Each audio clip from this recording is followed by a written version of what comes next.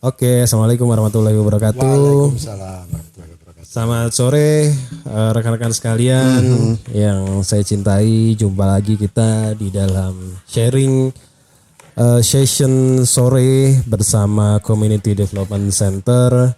Dan di sore hari ini sudah hadir di depan saya Pak Suleksono. Pak Suleksono ini adalah salah satu praktisi pengelola UMKM ya. Jadi beliau selain bergerak di bidang pembinaan UMKM khususnya mitra binaan, beliau juga pegiat toko online. Jadi memang sudah seharusnya jiwanya berada di digitalisasi UMKM salah satunya. Nah, nanti kita akan ngobrol-ngobrol lebih banyak. Topiknya sore ini adalah bagaimana kita menyusun ya. Mungkin judulnya agak sedikit berat ya, menyusun framework pembinaan mitra binaan ya atau pembinaan UMK yang akan kita jadikan sebagai referensi untuk menyusun buku mitra binaan unggulan tahun 2023. Nah, sebelum kita cerita lebih lanjut, sedikit feedback, sedikit recall ya. Tahun lalu kita sudah pernah terlibat dalam proyek penyusunan direktori MB unggulan ya bersama tim Pak Sulek, dibantu juga dengan tim olah karsa ya. Saat itu ada Mas Dias juga. Nah, di sesi sore ini ya Pak Sulek dan Mas Dias kita akan juga pada akhirnya nanti menyusun buku begitu ya secara deliverable-nya. Namun saya nggak mau terburu-buru loncat ya langsung ke dalam apa nanti isinya bukunya, tampilannya akan seperti apa, mitra binaan unggulannya siapa aja. Itu bicaranya adalah teknisnya. Namun sebelum bicara ke sana, kami ingin brainstorming dulu begitu, dan harapannya tim olah karsa bisa mengcapture ya, menangkap sesuatu yang berbeda di penyusunan journey MB unggulan tahun ini. Apa yang berbeda ya? Nah, nanti akan kita sampaikan detailnya. Nah, oke. Sebelum kami lanjutkan ya, mungkin dari Pak Sulek ada sesuatu yang ingin disampaikan dulu, apa ekspektasinya, idealismenya, harapannya untuk menampilkan the best of me ya, the best of UMKM dalam hal ini yang ingin di show off kan ke dunia luar ya, ke halayak umum, ke eksternal. Ini loh bukunya MB unggulannya Telkom, ini loh journey pengelolaan mitra binaannya Telkom dan lain-lain dan lain-lain. Oke, untuk waktu dan tempat kami persilakan pada Pak Sulek. Oke, terima kasih Mas Gandung, terima kasih teman-teman semua yang hadir di sini. Aku jadi merasa terharu padahal aku ngelola UMKM itu baru berapa hari sih, langsung diundang kayak sebagai expert gitu ya. Iya, kesannya itu. Kalau tadi Om Gandung sudah recall terkait dengan buku UKM unggulan tahun kemarin. Nah, saya juga merecall terhadap itu. Saya sudah membaca, kita sudah review bareng-bareng, dan aku lihat pola yang terjadi selama ini, baik itu buku, baik itu event yang sifatnya itu menampilkan UKM unggulan, rata-rata kok polanya sama ya. Sama, artinya kesamaannya itu adalah ini loh UKM yang kita punya itu sukses. Jadi masuknya itu lebih ke success story of the SMS. Masuknya adalah success story. Kalau aku bilang malah endingnya. Oke. Endingnya itu success story. Yang tertampil itu success story-nya.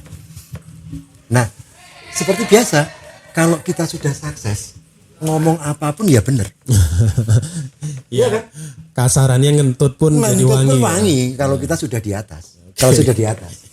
Nah, masalahnya adalah kentut itu bisa diimplementasikan ke orang lain enggak? Belum tentu. Belum tentu. Karena UKM itu unik. Manusia itu unik.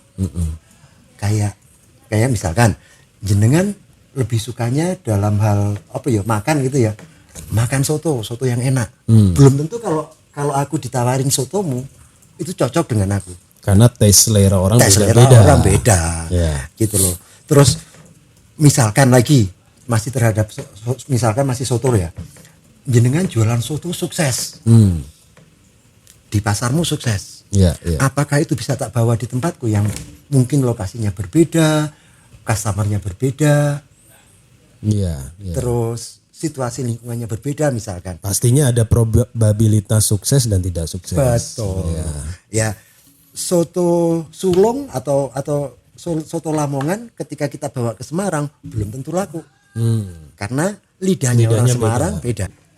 Terkait dengan pembinaan UKM yang tadi larinya itu ke recalling buku tahunan 2002 kemarin, pun juga sebenarnya ini yang kami lakukan di beberapa kegiatan yang kita sebut dengan digital insight dari UKM ke UKM. Sama Mas, ngomongnya itu success story. Nah, kalau kita ngomong success story sekali lagi itu tidak bisa implied ke setiap UKM. Bahkan jenis UKM yang sama pun belum tentu bisa diimplementasikan success story itu. Itu kenapa ya Mas? Apa keunikannya UMKM sehingga tidak bisa dikopas ke UMKM yang lain gitu? Ada banyak hal. Salah satu view yang bisa kita lihat itu gini. Kalau manusia lahir itu kapanpun lahirnya itu seragam. Pasti dimulai dari bayi.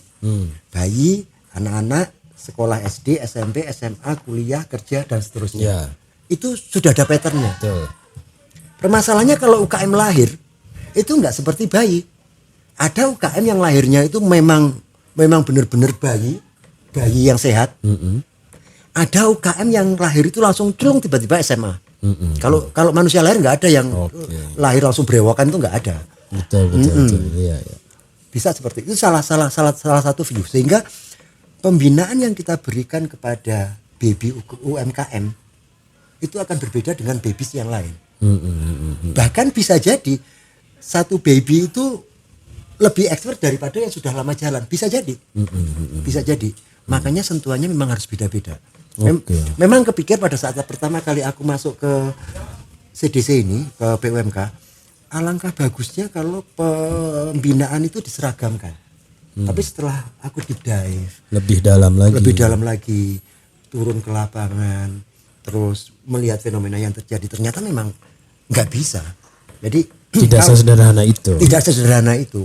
Kalau dikursilkan atau kalau dibikin urutan-urutan, oke, boleh. Bahwa UKM itu lahir di posisi ini, maka nanti ending lulusnya di posisi sana, it's okay.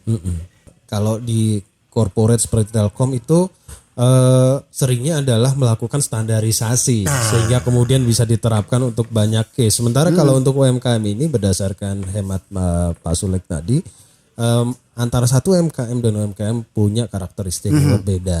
Padahal tuntutannya adalah kita bisa menstandarisasi program pembinaan begitu. Nah, bagaimana cara menstandarisasi kriteria untuk mengelola UMKM ini, Mas? Tapi sebelum menjawab itu, kita balik ke yang tadi. Balik yang ke pertama, bahwa biasanya tadi kan kita bilang kalau pembinaan UKM atau kita bercerita tentang kesuksesan UKM itu terbelenggu pada success stories-nya. Noted ya. Nanti kita inginnya itu justru bukan di success story-nya, tapi lebih pada value apa yang kita tarik dari UKM unggulan tersebut. From result to process, to journey-nya. Nah, itu nanti akan kelihatan. Bahkan dalam tanda kutip, ketika kita ngomong success story tadi, kita nggak bisa lihat peran pembinaan itu seperti apa. Karena langsung endingnya. Betul. Tapi kalau kita tarik dari yang kedua tadi, prosesnya, kita akan kelihatan. Oh, ternyata UKM ini sukses karena dibina dengan cara begini. Oh, UKM sukses yang ini sukses karena dibina dengan cara seperti ini. Nah, dengan seperti itu, kalau aku bilang malah menampilkan keadilan. Keadilan bahwa UKM sukses itu karena dia ada effort, pun juga ada pendampingan.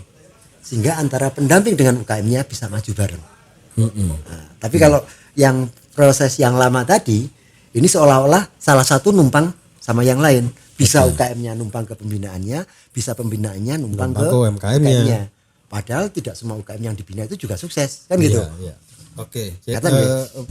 View-nya Mas Sulek ini sedikit melawan arus tapi menarik ya untuk kita dalami lagi. Dalam arti adalah kebanyakan pembaca ya, kemudian netizen nih, saya bahasakan netizen itu lebih ingin melihat sesuatu yang instan gitu ya, instant result, pengen lihat hasil akhirnya seperti apa gitu, dibanding prosesnya gitu ya. Mungkin proses itu juga suatu hal yang perlu dikedepankan juga, tapi pada akhirnya pertanyaan pemirsa adalah terus hasilnya gimana dong Pak? Apakah dari proses tersebut membuahkan hasil atau itu baru sebatas proses aja yang mungkin kita sendiri juga belum tahu nih nanti endingnya gimana gitu. Betul. Jadi gini, tadi tak balik ke pembicaraan awal ya, bahwa setiap UKM itu kalau menurut mas saya mempunyai pola masing-masing. Bahkan tadi yang aku contohkan ada 2 soto. Soto yang satu belum tentu bisa diterima di tempat lain, soto yang lain belum tentu diterima di tempat lain, dan seperti itu ya. Nah, terkait dengan itu, kalau arahnya nanti adalah UKM mana atau usaha mana yang bisa saya jadikan contoh, kalau sampean melihat endingnya bahwa sebuah soto itu laku di situ, maka akan laku di sini, belum tentu mas. Maka kalau kita mau cari contoh produk, contoh UKM yang sukses dengan UKM kita, dengan usaha kita. Kalau produknya sudah identik, baru kita lihat prosesnya, gitu loh. Tapi kalau proses ini tidak kelihatan, kita jadinya ngambang. Misalkan, tadi tak contohkan ada soto Lamongan, ada soto Kudus. Terus aku bikin soto Lamongan, nggak mungkin toh aku nyontoh soto Kudus. Pasti aku akan nyontoh soto Lamongan yang sejenis. Journey-nya kita lihat, kita sesuaikan lagi dengan aku mau jualan di mana nih, pasarku seperti apa, sama nggak sama market mereka. Kalau sama market mereka kita bisa contek langsung. Jadi si UKM yang membaca atau UKM yang belajar itu benar-benar mendapat pembinaan, bahkan sebelum kita bina, mendapat pembinaan dari informasi yang mereka baca di dokumen yang kita keluarkan. Dengan kata lain, boleh nggak saya mengatakan bahwa sebenarnya konsep penceritaan kita selain journey nanti yang akan ditekankan, tetap juga ada ending resultnya. Ending resultnya pasti. Karena itu kan pasti bagian dari indikator keberhasilan sebuah usaha begitu ya. Ya. Bahkan kalau kita ngomong ending result Om ya, itu kalau menurut aku gitu ya, itu bukan hanya masalah seberapa besar omset aset yang dia miliki sekarang. Lalu? Paling tidak gini, kalau misalkan ini kalau kita persempit arahnya ke arah hasil dari sebuah pembinaan ya, hasil pembinaan itu katakanlah kayak buku laporan itu kan tahunan. Berarti ya UKM yang kita bina dalam setahun itu bisa UKM yang awalnya baby, bisa yang UKM awalnya manager. Seperti itu. Nah, ini malah kita bandingkan nanti. Ketika dia masuk dalam pembinaan Telkom katakanlah 1 Januari, kemudian keluar di 31 Januari. Delta perkembangannya seperti apa? Delta ini macam-macam ya. Kita bisa meninjau dari sisi aset omset tadi yang sudah kita ceritakan di awal, terus size of marketnya, size of productionnya, size of HR-nya, HR-nya, jumlah SDM-nya, deltanya itu bisa kita lihat. Bahkan bahkan mimpiku itu sampai pada impact dampaknya terhadap lingkungan. Nah, contoh yang paling sederhana tadi, ketika naik jumlah HR-nya, jumlah orang yang mengelola itu diambil dari mana? Apakah dari keluarga sendiri? Apakah dari lingkungannya apakah tetangga sebelah atau sampai ke tetangga desa misalkan seperti itu. Ini lebih apa ya, kalau aku bilang itu lebih seksi gitu loh dilihatnya. Iya. Oke, berarti boleh nggak kita berandai-andai gini Mas Sulek ya. Jadi dalam hal ini kan Telkom sebagai BUMN yang juga memberikan program pembinaan pada UMKM ya, yang dikelolanya begitu. Nah, tentunya dalam pelaksanaannya UMKM itu tidak hanya mendapatkan pembinaan dari sisi BUMN saja. Secara individu mungkin dia punya kreativitas untuk mengelola usahanya, sehingga pada prosesnya usaha atau kreativitas atau inovasinya itu juga menjadi faktor penyebab terjadinya delta tadi. Eta maksudnya abdi teh. Iya. Jadi di situ tadi yang di awal aku bilang ada keberimbangan antara stakeholder pembina dengan si UKM-nya sendiri. Dua-duanya nongol, dua-duanya punya peran dalam memajukannya. Oh, kita tonjolkan juga ya yang dilakukan dia secara pribadi. Tapi ya. yang ditonjolkan proses ya, bukan penonjolan yang lain ya. Iya betul. Oke. Sorry rada belok dikit. Tapi ya ini saya kembali ke netizen julid nih Mas ya. Karena kan ini harus kita antisipasi begitu. Betul. Bisa ada komentar, bisa saja muncul ada komentar. Oh kalau begitu sebenarnya Telkom autopilot aja dong. Maksudnya pembinaannya mungkin minimalis gitu ya, atau mungkin tidak terlalu intens. Tapi UMKM-nya nih yang hebat nih, dia punya kreativitas sendiri yang mungkin sudah lahir sejak sebelum Telkom masuk, kemudian di tengah-tengah Telkom masuk, mengklaim bahwa ini loh UMKM-nya kami begitu, dan ini sukses UMKM-nya. Gimana Mas untuk mengantisipasi netizen julid seperti itu? Ini bisa kita jawab dengan ilmiah, tapi juga bisa kita jawab dengan julid. Oke. Gimana kalau yang versi ilmiahnya? Yang julid dulu aja. Julid dulu. Ya nggak mungkin mereka datang ke kita kalau dia nggak membutuhkan kita. Iya. Selesai. Oke. Make sense. Make sense kan? Nggak mungkin orang minta tolong kalau misalkan dia memang benar-benar tidak butuh pertolongan. Iya. Itu kan. Okay. Ya ilmiah apa? Itu Julidnya. julidnya seperti itu. Julidnya juga ilmiah kayaknya. Ilmiahnya gini Mas. Tadi kan kita perumpamakan namanya UKM lahir itu mirip seperti halnya tidak seperti halnya manusia lahir yang lahir dari bayi kemudian gede disekolahkan segala macam. Nah ini nanti juga menjawab pertanyaan yang tadi ketunda ya.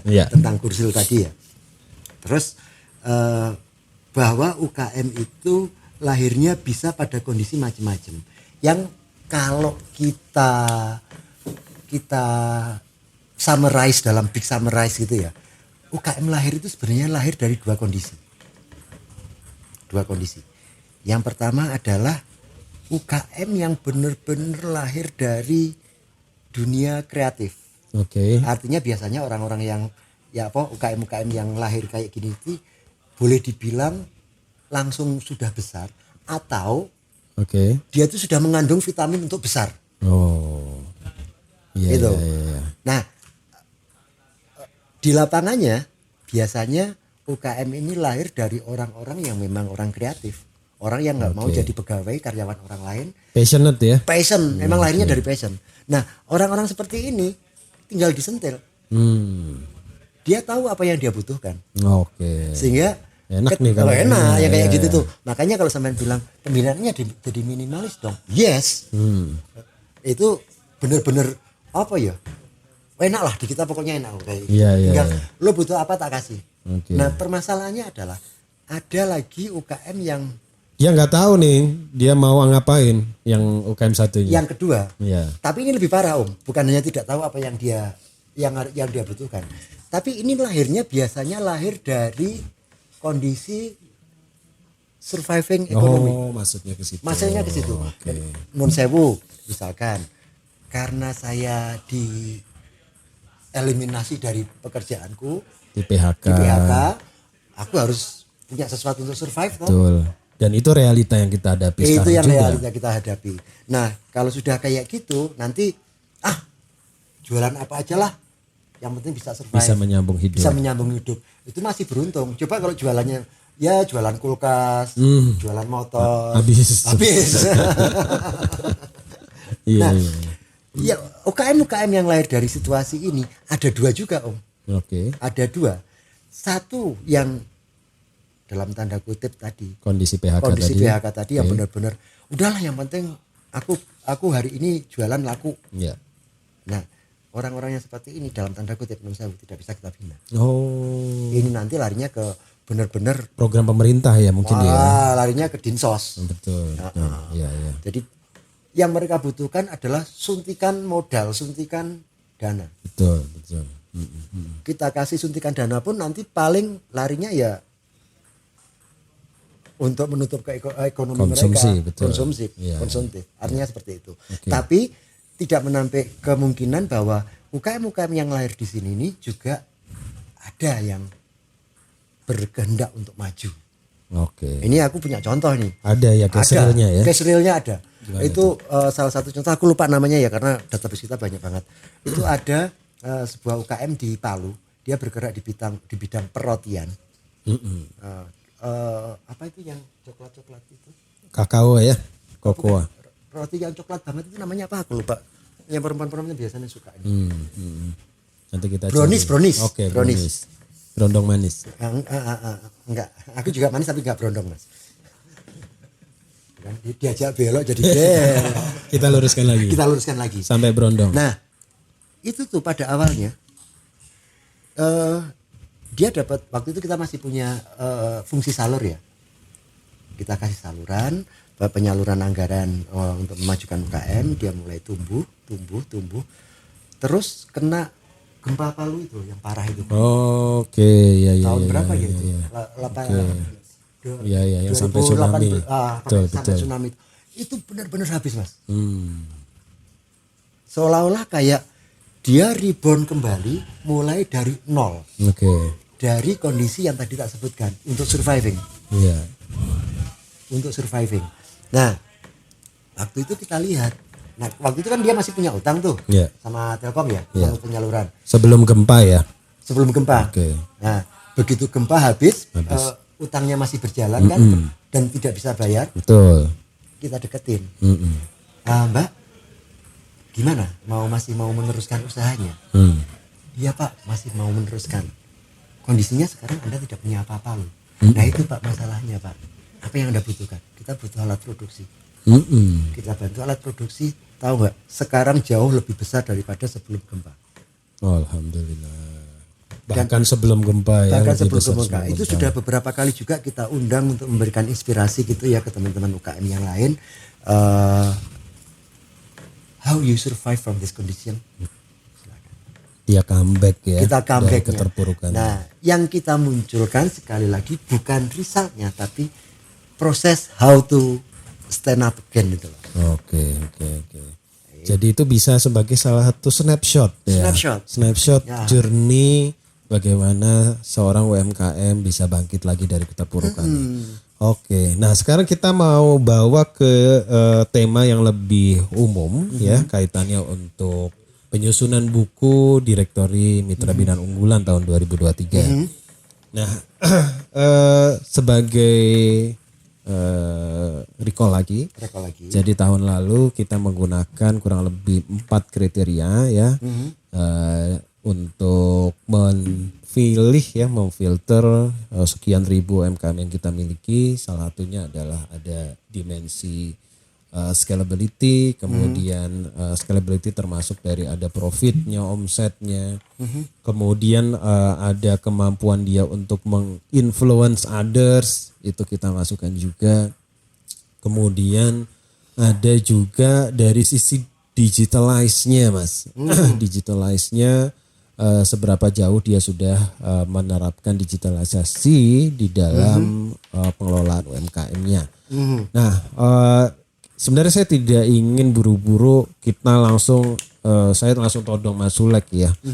Apa nih kriteria untuk tahun ini? Tapi lebih ke arah tadi yang saya bilang di awal, sentuhan yang berbeda ya, sentuhan yang berbeda di tahun ini yang mungkin sedikit menabrak pakem atau keluar dari out of the box template ya tahun-tahun sebelumnya.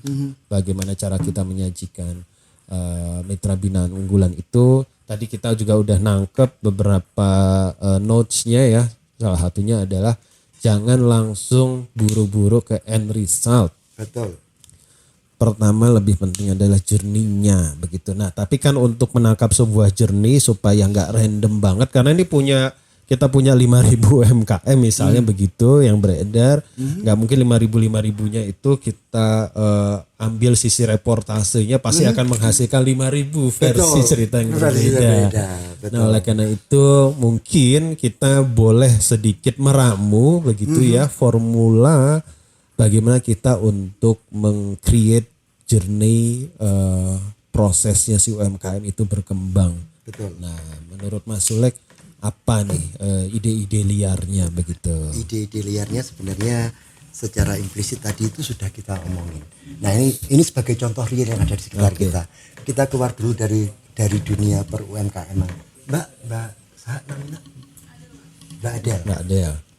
Sama Mentari. Kalau menurut Mas Gandung, Mbak Adel cantik nggak? Oh, cantik dong. Cantik. Mentari? Oh, cantik dong. Sama nih ininya biar nggak beda. Sama-sama cantik. Tapi cantiknya Mbak Mentari sama cantiknya Mbak Adel sama enggak? Mungkin berbeda. Apa yang membedakan? Ini agak belok tapi harus saya jawab nih karena live nih. Iya. Apa yang membedakan? Coba lihat Mbak Adel, pelototin Mbak Adel. Ya. Cantiknya di mana? Kalau Mbak Adel cantiknya itu lebih dari sisi apa ya saya menyebutnya ya, itulah cantik tit gitu ya. Nah kalau yang ini Mbak Mentari ini juga sama, lebih ke arah cantik yang tut gitu. Oh, gitu. Oke. Bedanya. Nah, terkait dengan itu Mas, yang disebut dengan UKM sukses, UKM cantik, sama seperti mereka. Kita tidak bisa mendeskripsikan ya? Tidak bisa, susah untuk mendeskripsikannya, susah. Tapi memang ada beberapa kriteria yang tadi sampean sebutkan. Ada apa tadi sih? Pakai kacamata sih. Ada skill-nya, ada influence-nya, ada digitalize-nya. Ya. Mungkin ada kriteria-kriteria lain. Nah, misalkan kalau Mbak Adel ini, oh ternyata dia cantiknya itu karena skill-nya. Tinggi besar.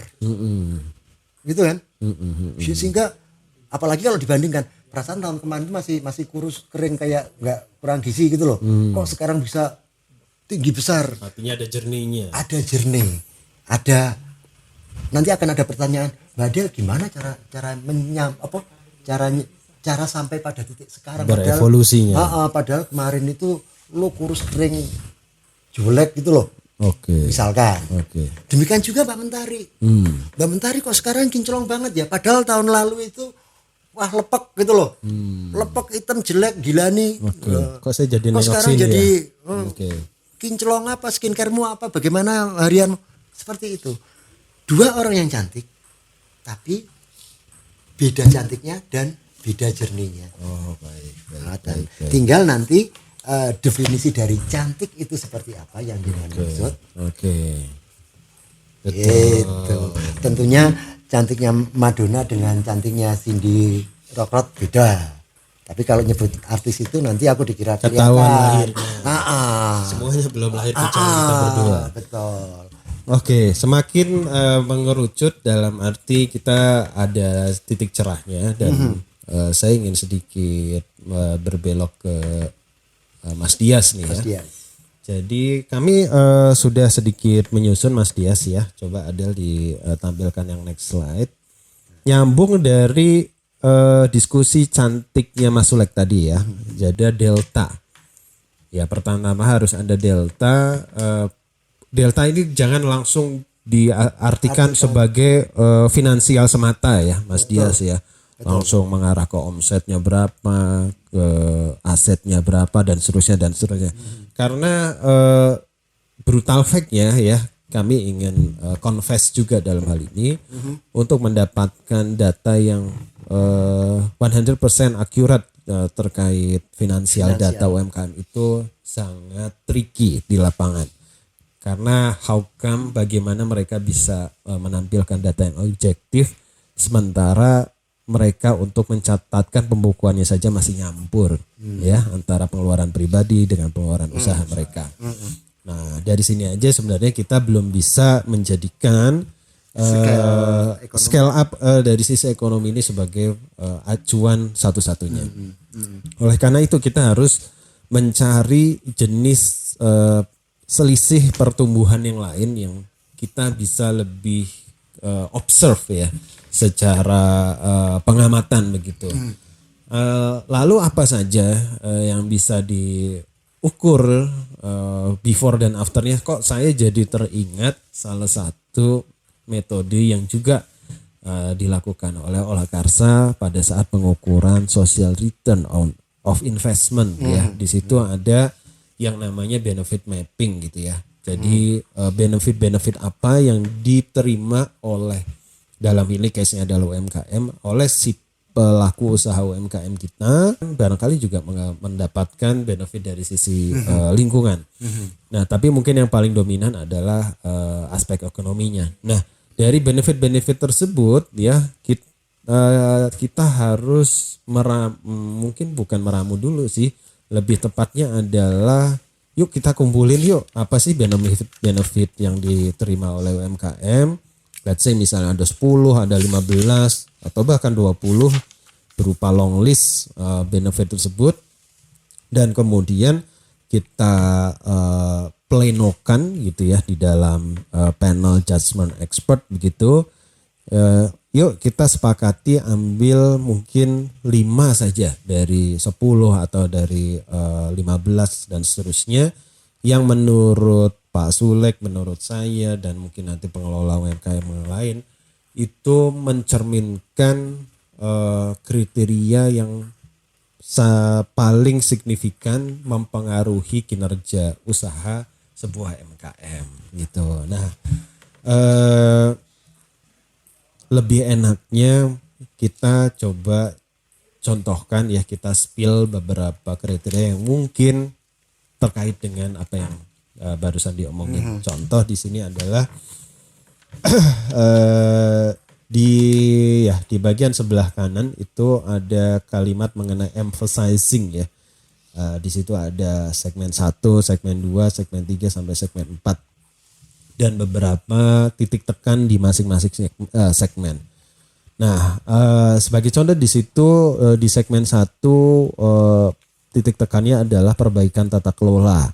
Ya, apa yang dimaksud perbaikan tata kelola? Yaitu bagaimana kemudian mendisiplinkan UMKM supaya konsisten mencatat pembukuannya secara terpisah antara pengelolaan keuangan UMKM dan pengelolaan keuangan pribadi. Kemudian penguatan pondasi. Penguatan pondasi itu kenapa penting? Karena seperti rumah ya, journey itu tidak bisa tahan berdiri berkelanjutan kalau tidak ditopang pondasi yang baik. Pondasinya seperti apa?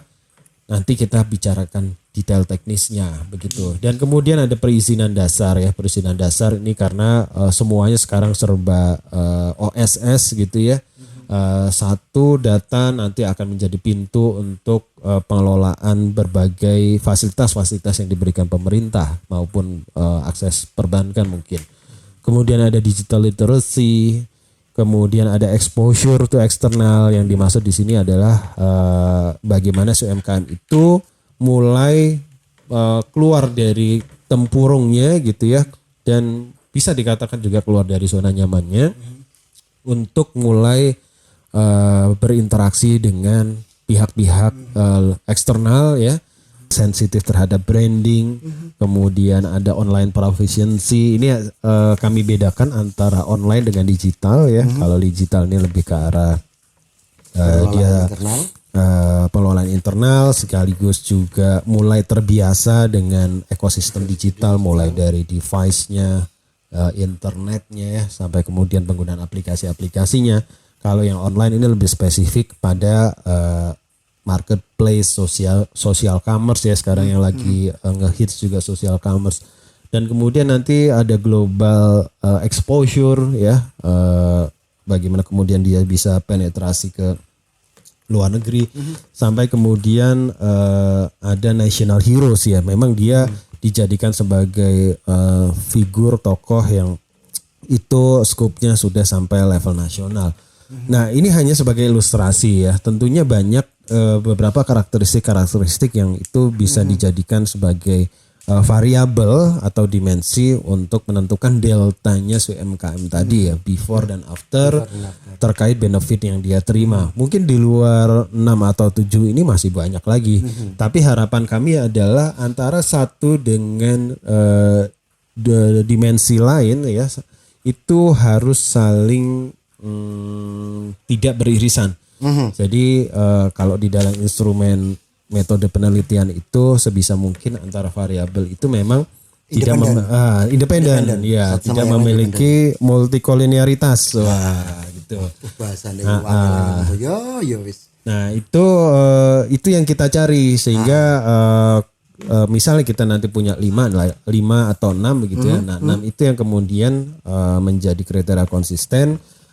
Dan itu yang nanti kita akan observe secara online, secara onsite ya, untuk didapatkan datanya secara real dari si pelaku UMKM. Nah ini ide kami dari Perandal mencoba untuk menstrukturkan pembahasan kita ya, yang nantinya mungkin akan diadopsi ke dalam sebuah buku begitu. Nah. Sampai sini mungkin Pak Sulek ada feedback dulu. Ada beberapa sih. Yang pertama gini, ke posisi awal nanti baru membahas yang dengan tuliskan ini ya. Yeah.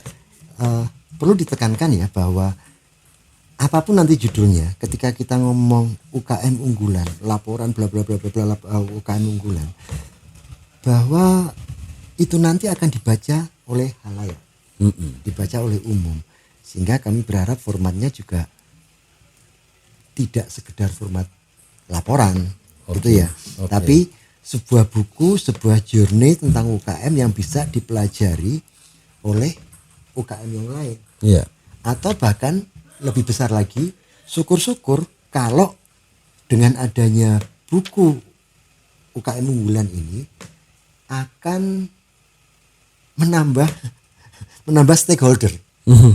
Misalkan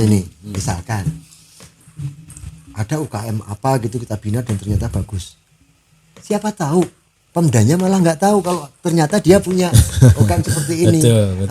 Artinya apa? Nanti sering kita bisa kolaborasi dengan stakeholder yang lain untuk membina lebih banyak lagi UKM yang sama. Jadi mohon maaf saya potong. Jadi buku itu kayak semacam kartu nama yang nanti dibawa Telkom ya pada saat kita networking. Eta maksud aku. Pun kalau misalkan ada daerah yang tidak ada UKM-nya di situ, bisa menjadi pertanyaan. Telkom kapan masuk ke tempatku? Seperti itu. Jadi kita buat sebuah ekosistem lah. Betul. Pokoknya kalau bisa buku laporan ini bisa mengenerate ekosistem, bisa mengenerate pembinaan yang lebih. Itu kali ini memang kita sambil ini Mas Dias ya, sambil research and development juga. Nggak langsung jump to conclusion ya.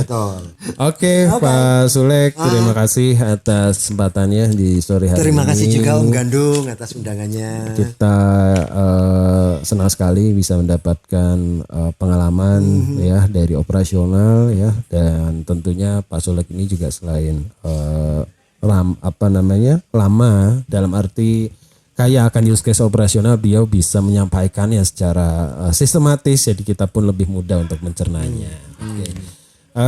Demikian dari saya Gandung Pratidina. Demikian sharing dari kami sore hari ini. Assalamualaikum warahmatullahi wabarakatuh. Selamat sore dan stay tune.